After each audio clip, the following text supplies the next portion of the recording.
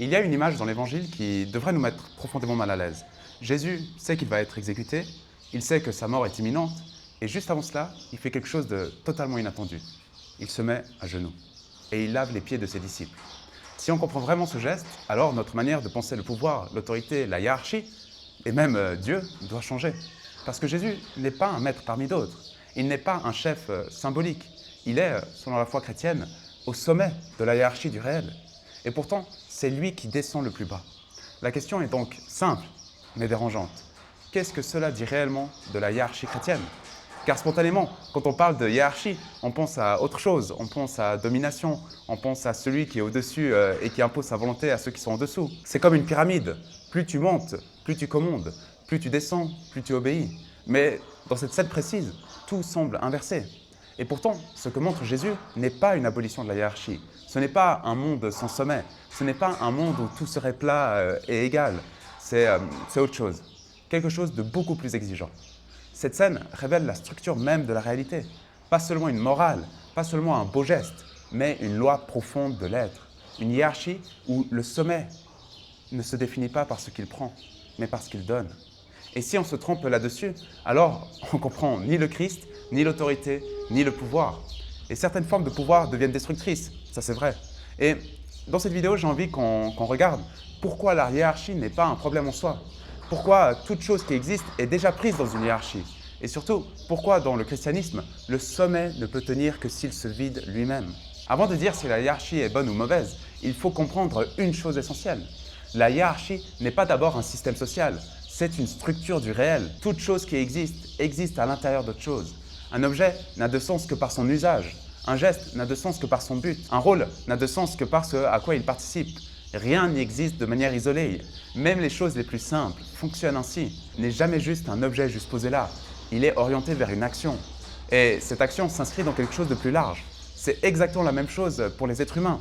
Nous faisons toutes et tous partie de plusieurs niveaux en même temps. Un corps est composé d'organes.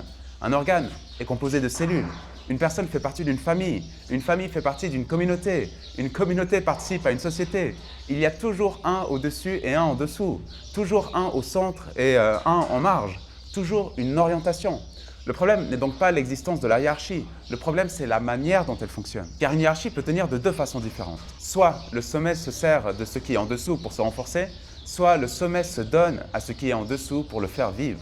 Et ces deux logiques produisent des mondes radicalement différents. Dans la première logique, le haut absorbe, il prend, il exige, il se protège. Dans la seconde, le haut soutient, il porte, il assume le poids de ce qui dépend de lui. Et c'est ici que le geste de Jésus devient central. Il ne fait pas disparaître la hiérarchie, il en révèle la vraie nature. Le sommet n'est pas celui qui accumule le plus de pouvoir. Le sommet est celui qui peut descendre sans perdre son identité. Et cela nous amène à une idée encore plus dérangeante. Ce n'est pas seulement l'autorité qui doit se donner, c'est l'identité elle-même. Il y a une idée qui est totalement contre-intuitive, mais qui est absolument centrale ici. Parce que l'identité n'est pas quelque chose qu'on possède. Ce n'est pas un objet qu'on peut garder pour soi. Ce n'est pas une forteresse. Une identité ne tient que si elle se donne. Dès que quelque chose essaye d'exister uniquement pour elle-même, elle commence à se désagréger, à se décomposer. Pourquoi? Parce que toute identité existe à deux niveaux en même temps. Elle existe vers le haut et elle existe vers le bas.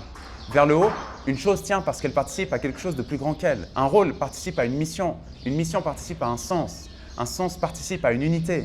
Mais une chose tient aussi vers le bas. Elle tient parce qu'elle prend soin de ce qui la structure. Si un corps ne sert plus ses organes, il meurt. Si un chef ne sert plus ceux qui dépendent de lui, l'ensemble se fracture. Si une identité refuse de soutenir ce qui la compose, elle perd toute cohérence. Et c'est là qu'appartient un critère très simple pour reconnaître une hiérarchie malade. Une hiérarchie devient destructrice quand le sommet veut exister sans se donner, quand il veut recevoir sans jamais redescendre, quand il absorbe sans jamais soutenir. À ce moment-là, l'autorité devient une idole. Et toute idole fonctionne de la même manière. Elle exige toujours plus, elle attire tout vers elle, elle ne rend rien. C'est vrai des systèmes politiques, c'est vrai des idéologies, c'est vrai aussi des comportements personnels. Une addiction, par exemple, fonctionne exactement comme ça. Elle capte l'attention, elle absorbe l'énergie, elle réorganise toute la vie autour d'elle, mais elle ne donne rien en retour. Et c'est pour cela qu'elle finit toujours par détruire ce qui la porte. A l'inverse, une identité vivante est une identité qui circule. Elle reçoit d'en haut, elle donne vers le bas, elle respire. Et c'est précisément ce que révèle le geste du Christ. Mais pour comprendre jusqu'où cela va, il faut regarder de plus près ce qu'il lave réellement. Si ce geste est aussi fort, ce n'est pas seulement parce que Jésus sert, c'est aussi à cause de ce qu'il choisit de laver. Il ne lave pas les mains, il ne lave pas le visage, il lave les pieds. Et ce détail change tout. Les mains sont liées à l'action volontaire. On saisit avec les mains, on choisit avec les mains, on agit avec les mains. Les pieds, eux, sont en contact permanent avec ce qu'on ne maîtrise pas. Ils touchent le sol, ils touchent la poussière, ils touchent ce qui est sale, accidentel, imprévu. Et à l'époque, on ne portait pas de chaussures fermées. Les pieds étaient en contact direct avec les déchets, la boue, les restes, la décomposition. Et autrement dit, les pieds symbolisent le point de contact avec le chaos, avec ce qui ne devrait pas être là, avec ce qui échappe au contrôle. Laver les pieds, ce n'est pas seulement un geste d'humilité, c'est un geste qui touche le rapport à la mort, à la corruption, à l'accidentel. Et c'est précisément cela que le sommet accepte de prendre en charge. Le Christ ne se contente pas de servir ce qui est noble ou invisible. Il descend jusqu'au lieu où l'humain touche ce qui le dépasse et le salit. C'est là que la hiérarchie chrétienne va beaucoup plus loin que ce que nous imaginons. Le sommet ne sert pas seulement le bas. Il assume aussi ce qui est fragile, instable, exposé à la désintégration. Il ne nie pas le chaos, il le prend sur lui. Et c'est pour cela que ce geste ne peut pas être réduit à un simple symbole moral. Il dit quelque chose de la manière dont la réalité tient ensemble, de la manière dont l'ordre ne peut exister que s'il descend jusqu'au lieu du désordre. Mais cela, elle pose une autre question. Si cette logique est vraie, si la réalité fonctionne comme cela, alors quel est le rôle spécifique de l'être humain dans cette hiérarchie? Où se situe l'être humain là-dedans? L'être humain n'est ni tout en haut, ni tout en bas. Il est au milieu. Et ce milieu n'est pas neutre. Il est dangereux même. Mais il est aussi décisif. L'être humain est capable de relier des niveaux différents. Il peut comprendre ce qui est au-dessus de lui et il peut prendre soin de ce qui est en dessous. Il peut nommer, il peut reconnaître, il peut orienter. Nommer, ce n'est pas seulement donner une étiquette. C'est reconnaître une place. C'est inscrire quelque chose dans une hiérarchie de sens. Quand nous nommons correctement, nous faisons circuler l'ordre. Quand nous nommons mal, nous créons de la confusion. C'est pour cela que la responsabilité humaine est si lourde. Un animal peut rater sa fonction. Une plante, elle peut mourir. Mais l'être humain peut consciemment se détourner de ce qu'il sait être juste. Il peut refuser de servir ce qui dépend de lui. Il peut refuser de recevoir ce qui le dépasse. Il peut tenter de s'installer comme centre ultime. Et c'est là que la hiérarchie se brise. Car quand le milieu se coupe du haut, il n'a plus de sens. Et quand le milieu écrase le bas, il devient destructeur. C'est pour cela que les dérives humaines sont souvent plus graves que celles du reste du vivant. Elles ne détruisent pas seulement un fonctionnement, elles créent des modèles, elles se transmettent, elles façonnent des générations entières. Mais cette capacité humaine peut aussi fonctionner dans l'autre sens. L'être humain peut devenir un lieu de médiation, un point de passage entre le sens et la matière, entre l'unité et la multiplicité. Et c'est exactement à cet endroit que la prière prend tout son sens. Car prier dans cette perspective, ce n'est pas demander n'importe quoi, c'est se réaligner. Il y a une expression que les chrétiens utilisent très souvent dans la prière, au nom de Jésus-Christ. Et c'est vrai qu'on peut parfois la comprendre comme une formule un peu magique, comme une manière de conclure une demande, comme si le simple fait de prononcer ces mots suffisait à garantir que la prière soit juste. Mais dans la logique que nous avons suivie jusqu'ici, cela ne peut pas vouloir dire cela. Un nom n'est pas un mot magique. Un nom désigne une manière d'être, une place dans la hiérarchie, un monde en relation. Demander en ce nom-là, ce n'est pas demander ce qui nous passe par la tête, c'est demander depuis un alignement. C'est prier en étant accordé à cette logique du don, du service, de la descente volontaire vers ce qui dépend de nous. Autrement dit, la prière n'est pas une revendication, c'est une participation. Demander en ce nom, c'est demander depuis une identité qui accepte de se donner. C'est demander depuis une position qui ne cherche pas à tout absorber pour elle-même. Et cela explique pourquoi certaines demandes ne peuvent pas porter de fruits. Pas parce qu'elles sont trop grandes, mais parce qu'elles sont mal orientées.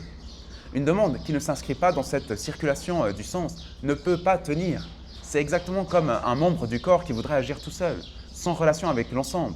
Il ne produit pas la vie, il produit une fracture. Et à l'inverse, quand une demande s'inscrit dans cet alignement, quand elle cherche réellement à servir ce qui est juste, alors quelque chose se met en mouvement, pas toujours comme on l'imagine, ça c'est clair, pas toujours selon nos attentes immédiates, mais la réalité répond, parce qu'elle est structurée ainsi. Et cela nous ramène à une image très concrète. Quand une hiérarchie fonctionne mal, elle se fissure. Quand elle fonctionne bien, elle devient féconde.